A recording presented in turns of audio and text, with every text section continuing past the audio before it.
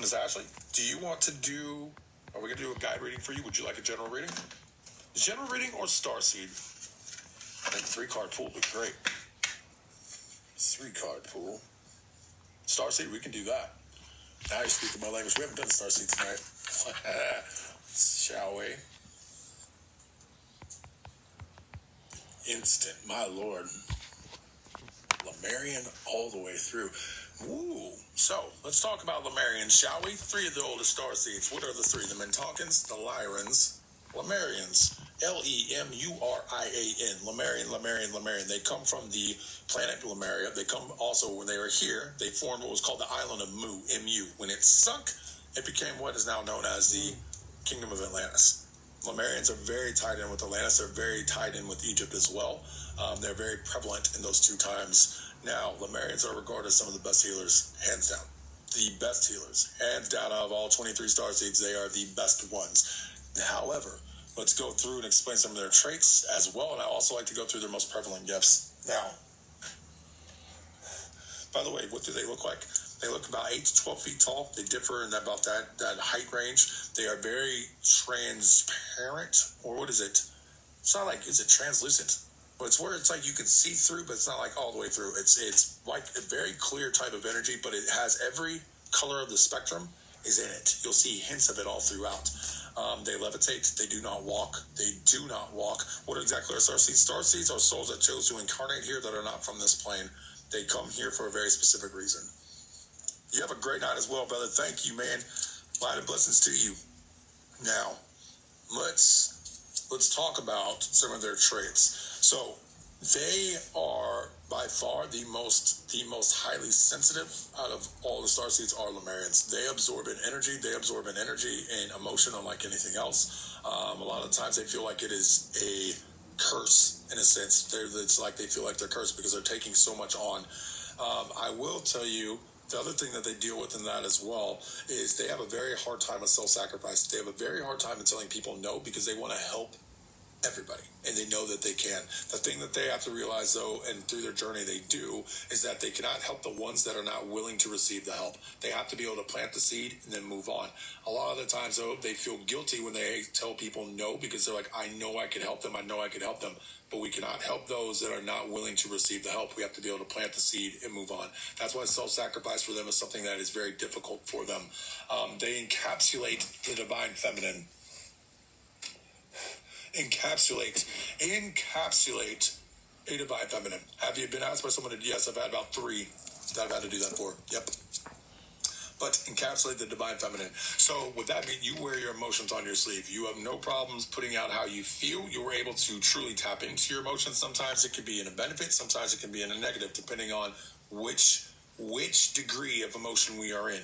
However, if you're with somebody that is the opposite, say they encapsulate the masculine, they are going to not, it can be very overwhelming for them at times, especially if they're not accustomed to explaining how they feel or just opening up about that.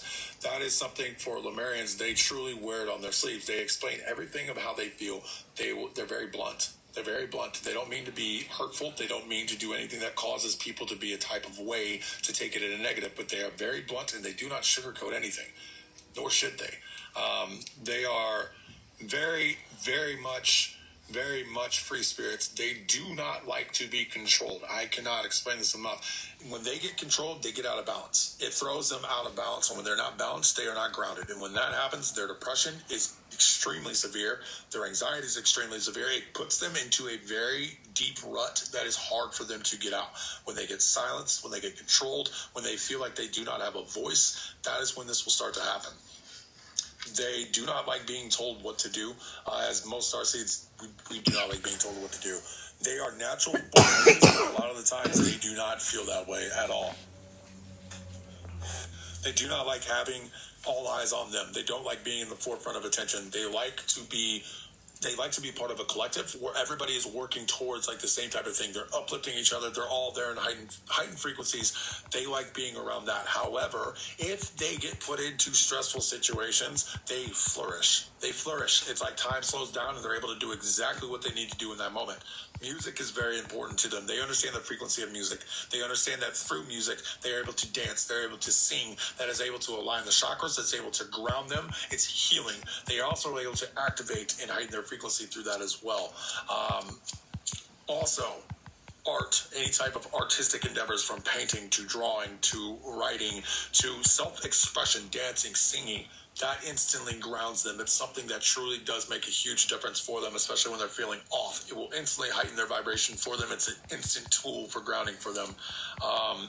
Now, let's also go and let's talk about as well, they're very drawn to the stars. They're very drawn to astrology and metaphysics. They understand that the stars are a map. They understand it's a map, that it's not just stars and constellations. They understand that these are doorways, that they are accessible and they can be opened, they can be accessed.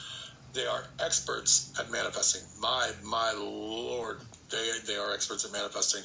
But a lot of the time when they go through this, they do not understand that they have that ability to do that. They do not understand that they can truly co-create with the source of their understanding. Well, they're also very drawn to Egypt, as I said, very drawn to Atlantis as well. Chances are you had a past life there. Let's talk about their most prevalent gifts. Number one, their healing abilities. As I said, their healing abilities, whatever they want to truly tap into healing, they will be able to utilize it through music. They can utilize healing through music. Music heals. They can utilize it through drawings. They can utilize it through their hands. Their hands are very powerful. They can utilize it with their voice as well. Their other gift that they have, though, is their walking vessel. I cannot stress that enough. They attract spirit left and right. They are a walking vessel, and it can feel like a curse. It can be very overwhelming, especially if you have negative or low vibrational spirit or entities that are attracted to you, because you are a very bright light.